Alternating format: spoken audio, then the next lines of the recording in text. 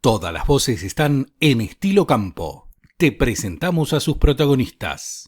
Tenemos en comunicación al señor Federico Landgraf. Él es licenciado en Administración de Empresas, es el director de CASAFE, la Cámara de Sanidad Agropecuaria y Fertilizantes. Vamos a darle la bienvenida, a saludarlo. Federico, muchísimas gracias por atenderme. ¿Cómo estás? ¿Qué tal, Eduardo? Buen día, muchas gracias. Bueno, gracias a vos por estos minutos. Federico, allá por 1930 los conservadores argentinos hablaban de la teoría del péndulo, ¿no? Dice que en la Argentina nos vamos mucho hacia los extremos. Y parece que es algo que se repite y en esta sociedad hay como un vaivén, ¿no? Y se hace difícil muchas veces hacer pie y encontrar los equilibrios lógicos. Es cierto que hay mucho debate, y yo creo que los debates hay que darlos, sobre la utilización de los fitosanitarios. Pero bueno, yo creo que la Argentina y sobre todo los productores agropecuarios están cambiando un poco la cabeza y hoy se empieza a hablar mucho de buenas prácticas agrícolas, de la sustentabilidad del suelo. ¿Qué visión tiene la Cámara de todo esto que nos pasa? Mira, como bien vos decís, yo creo que hay un cambio general en la sociedad que se ha volcado mucho más, y enhorabuena que esto pase, a la protección del ambiente, a la preocupación por la salud de las personas, por productos que puedan afectarlos, y me parece que eso es un muy buen paso, ¿no?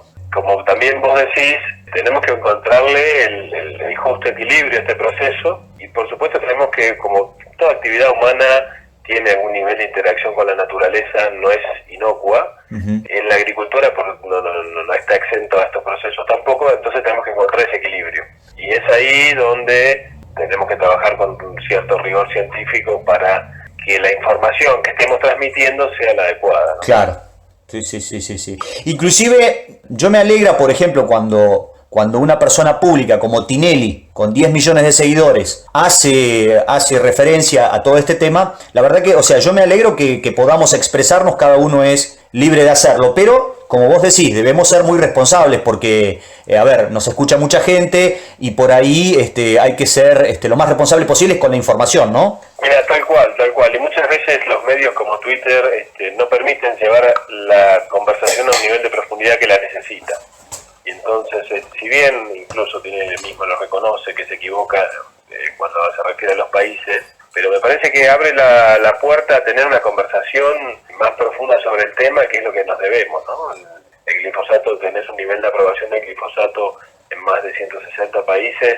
Sí, es verdad, como dice Tinelli, que está prohibido en algunos, son 5 esos países son países básicamente desérticos, Arabia Saudita, Qatar, y 2 o 3 más del Golfo Pérsico. Y después hay restricciones en varios lugares. En Argentina mismo está prohibido en Chubut, por ejemplo, y hay en algunas ciudades también. Entonces, detrás de esas prohibiciones o de muchas restricciones, que muchas de ellas se han llevado a cabo sin el análisis profundo del tema que requiere una conversación, porque hace a nuestra agricultura, hace a un montón de personas que viven en el campo, en el interior, y necesitan tener un marco de seguridad de que lo que están aplicando es un producto que bien aplicado no tiene efectos sobre la salud, sobre el ambiente, como a veces se intenta demonizarlo. Y hay un proceso regulatorio donde está el SENASA, pero también no solamente está el SENASA en Argentina, que es un trabajo muy serio y se presenta un montón de documentación para su aprobación, sino que después tenés la Agencia de Protección Ambiental de Estados Unidos, que es la EPA, que lo ha evaluado en forma independiente y concluyó que no es cancerígeno. Incluso la EPA tiene incluso algún nivel de diferencia con los juicios que se están llevando a cabo en California por un cáncer específico, el linfoma no-Hodgkin, que se le atribuye en esos juicios al glifosato. Entonces la EPA sostiene que no es cancerígeno, que no es teratogénico, mutagénico, que se puede utilizar adecuadamente. No solo la EPA, sino la Unión Europea también, que incluso la Unión Europea es más permeable a los temas de presión política sobre fitosanitarios, y sin embargo renovó por 5 años el glifosato con total documentación científica de respaldo, ¿no?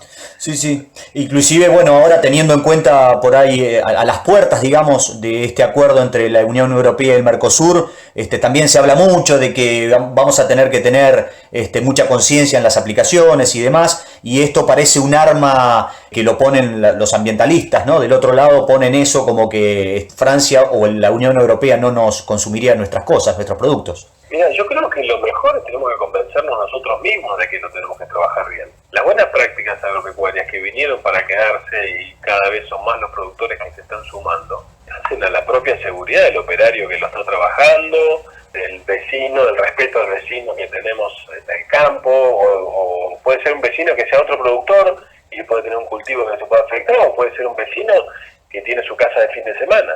Y yo creo que las buenas prácticas agrícolas las tenemos que hacer de motu propio, digamos, con propio convencimiento, porque tenemos que ir hacia una agricultura que nos cuidemos más al vecino y cuidemos más al ambiente, y eso es indistinto de quien nos lo pida. Y también, ¿qué termina pasando? Cuando la sociedad no tiene la información adecuada, se expresa de una manera muy contundente, finalmente los municipios terminan prohibiendo, no es que terminan adecuando el producto para que se use de una manera o instrumentando buenas prácticas obligatorias, no, terminan prohibiéndolo. Claro. Entonces me parece que el camino, tenemos que estar convencidos que el camino son las buenas prácticas. Nosotros somos parte de lo que es la red de buenas prácticas agropecuarias, donde más de 90 instituciones estamos en esta línea, promoviendo el uso responsable y tratando de acercar información, o sea, no solamente de moléculas, hablo de las buenas prácticas en general, ¿no? Claro. A la ciudadanía, a la gente común. Inclusive se ha visto, digamos, la justicia con fallos bastante polémicos. Yo estuve leyendo detenidamente el comunicado que hace CASAFE en el fallo particularmente de Pergamino.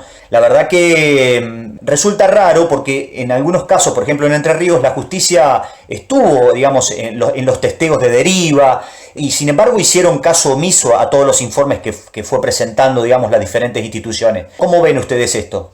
Sí, mira, es verdad que se está judicializando los procesos ya no solamente en Entre Ríos, provincia de Buenos Aires está pasando por el mismo proceso y en Córdoba han habido algunos casos también en el pasado. Ahora la particularidad es que las últimas judicializaciones han hecho que los jueces terminan actuando o tomando atribuciones que son propias del municipio o del Consejo Deliberante, ¿no? Porque lo que ha pasado en Pergamino es que un reclamo de un grupo de vecinos se abrió a que pongan distancias para toda la ciudad de Pergamino y posiblemente esto se extienda a otras localidades próximas a Pergamino. Y es verdad que, bueno, me parece que acá nos abre los ojos para tener que trabajar mucho más de cerca con fiscales, jueces, en lo que hacen las capacitaciones, porque hay un montón de documentación que no se ha tenido en cuenta en el fallo de Pergamino, claro, que va en otra línea, y bueno, yo creo que tenemos que trabajar como sociedad para que el juez esté balanceando, equilibrando la información y después tomará una decisión, pero en el fallo se hace alusión a un solo estudio, cuando el SENASA tiene más que información respaldatoria y hay un montón de otros estudios que sustentan lo contrario.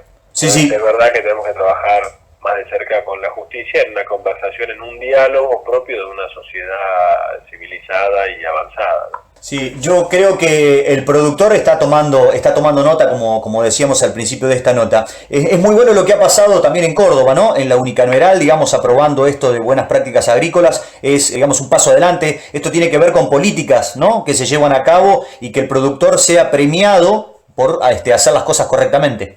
Parece que lo que hizo Córdoba marca bastante el camino y hacia donde tenemos que ir trabajando, ¿no? Desde el punto de vista legislativo tenemos que promover la difusión, la puesta en práctica, la instrumentación de las buenas prácticas, y creo que una materia pendiente que tenemos es una ley nacional en este sentido.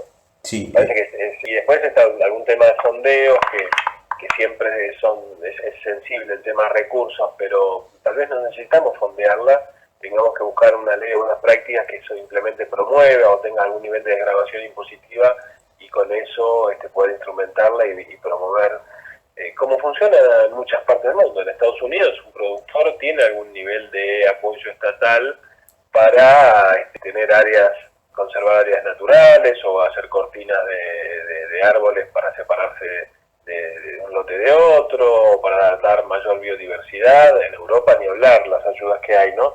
Pero bueno, en Argentina entendemos el momento que estamos pasando, pero podemos trabajar otras herramientas de promoción de este tipo de cosas. Me parece que necesitamos ir en ese camino urgente. ¿Sabés, Federico, que acá en nuestro distrito, en el distrito de Deró, hay un proyecto de suelos que hace muchos años, hace como más de 15 años que está en marcha, y tiene que ver con la rotación de los cultivos y la rotación de los suelos?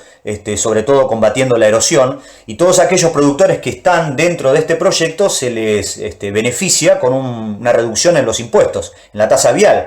Y la verdad que este tipo de políticas contribuyen, ¿no? Mostrando una zanahoria, el productor se embarca y sabe que es lo correcto, lo que tiene que hacer. Mira, no lo conocía en particular al caso, me parece excelente, es un ejemplo, porque es parte de las buenas prácticas la rotación de los cultivos, la conservación del suelo, y quién más interesado que el propio productor, porque en general los productores tienen la idea de permanencia con sus campos y lo quieren trasladar a sus futuras generaciones, y por supuesto que entiendo que quieren pasar campo conservado y en condiciones, así que me parece que esto es fundamental y ese es el camino, y me alegro que se esté trabajando por lo menos a modo municipal, es una muy buena noticia. Federico Landgraf es el licenciado director de CASAFE. Muchísimas gracias, Federico, te mando un abrazo grande. Un abrazo, Eduardo, un placer hablar contigo. Muchas gracias, hasta otra oportunidad. Gracias, chao.